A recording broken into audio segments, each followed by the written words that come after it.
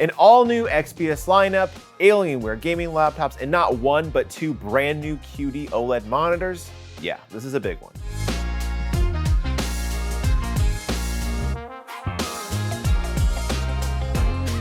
This is Luke with Digital Trends. Hi everybody. I got to see some fantastic new products from Dell ahead of their CES launch this year, and this is a company that I look forward to covering for CES every year because they know how to show up with something to talk about, and that's certainly no different this year.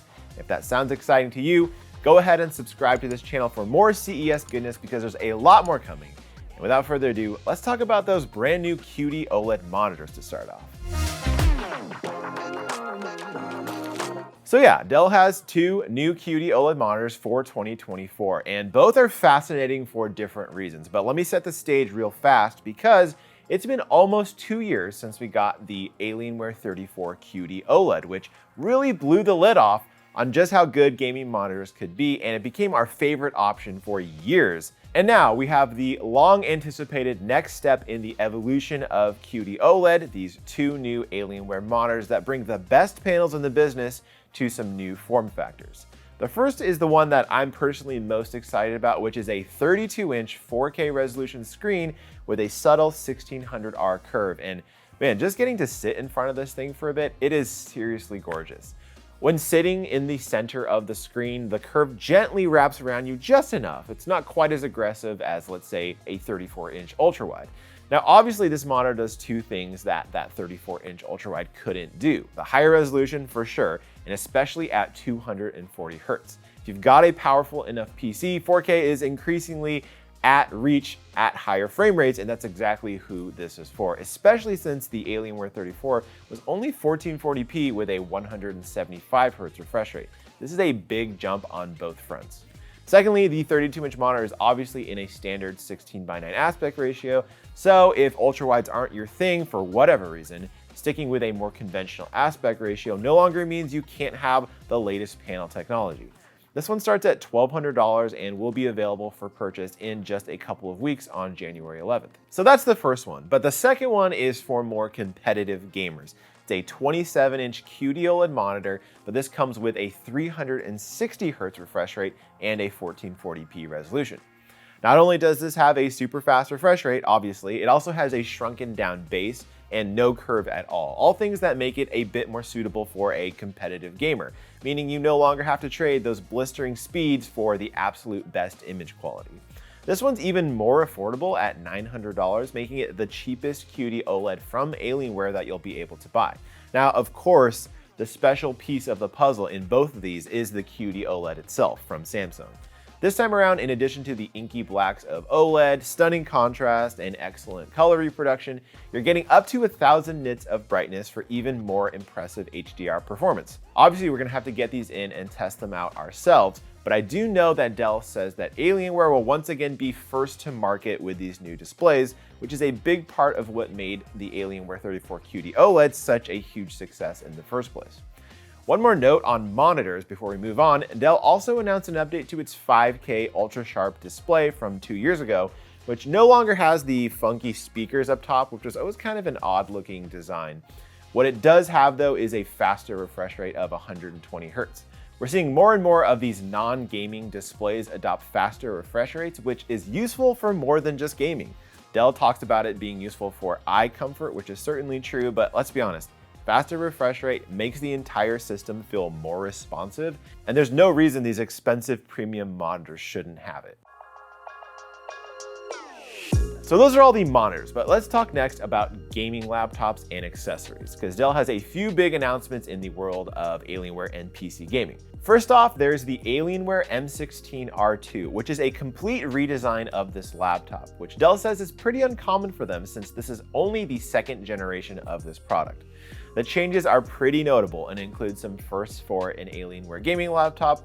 Notably, the thermal shelf on the back is gone, and even though you still have some ports back there, the overall look resembles a more conventional clamshell laptop now, without the raised display and hinge that the other Alienware laptops have. The result is a 15% smaller footprint, as well as being thinner and lighter than the R1. This one starts with an RTX 4050 for graphics, but goes up to an RTX 4070, and of course, comes with Intel's new Core Ultra 7 or Core Ultra 9 processors. Dell's also brought a refresh to the Alienware X16 and M18. And just for a quick reminder on all these, the X series is the more portable and premium line between the two, whereas the M series is supposed to prioritize performance. The changes to the X16 and M18 aren't as big as with the M16, but now both in their second generations too are getting bumped with new processors. And here's where it gets kind of interesting.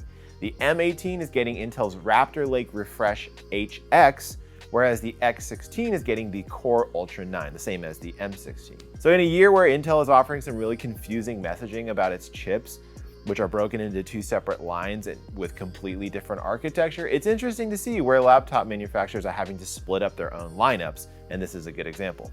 Dell didn't offer a release date for the X16, but the M16 and M18 will both be available next week on January 11th. In addition to monitors and gaming laptops, Alienware is also offering two new peripherals this time around, the Alienware Pro Wireless Mouse and Pro Wireless Keyboard, which Dell is calling the company's first pro-level gaming accessories. And they certainly look like a big improvement over the previous products they offered. The new Pro keyboard looks particularly nice, especially that all-white version, although there is a black model as well. I like the edge-to-edge design and the 75% form factor, and the smooth, rounded edges of the base are a nice touch. The keyboard comes with Alienware's own linear switches, but they're also hot swappable, so they can be customized to your heart's content if you don't like the ones that come in the box. And these are double-shot PBT keycaps, so they should be durable and long-lasting. Asus was really the one last year to start adopting hot swappable switches in its keyboards as a big name PC brand, and it's awesome to see Alienware take its accessories a bit more seriously and do the same. The Pro Wireless Mouse, on the other hand, looks almost identical to last year's Tri-Mode wireless mouse, but takes the performance a step further with a 4 kHz polling rate in wireless or 8 kHz in wired, reducing response time between the mouse and the PC. It's also super light at just 60 grams, which is among the lighter gaming mice you'll find that doesn't use some kind of honeycomb design.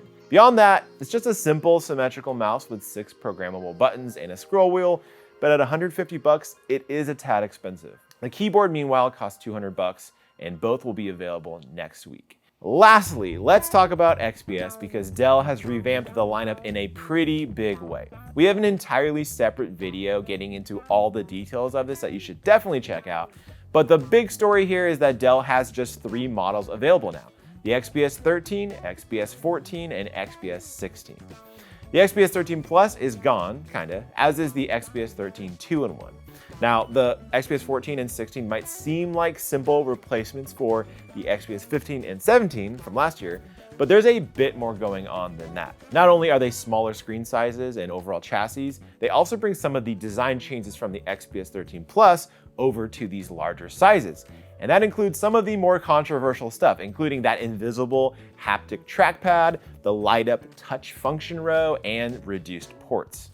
All these new laptops will be getting the new Intel Core Ultra processors, and the XPS 14 and 16 both offer NVIDIA discrete GPU options. I really like where the XPS 14 sits in the lineup, finally matching the rest of the industry with a smaller device that can still pack some punch with up to an RTX 4050. There's a lot more to say about this huge change to the XPS lineup, so make sure to check out that other video for a full breakdown. Now, before I go, I should mention that Dell also had some demos on display, particularly around AI concepts, because you have to, and updates to sustainability projects like Concept Luna. But that's a general overview of everything new that Dell has announced ahead of CES and for the start of 2024. Lots to be excited about, and definitely some interesting choices in the laptop front that I'm really curious to see how they'll play out. But what do you all think out there? Was there one product from Dell/Alienware that really stood out to you? Drop me a comment, and while you're down there, make sure to subscribe because we have so much more coming. Just get ready for a flood of CES coverage coming from us that you don't want to miss.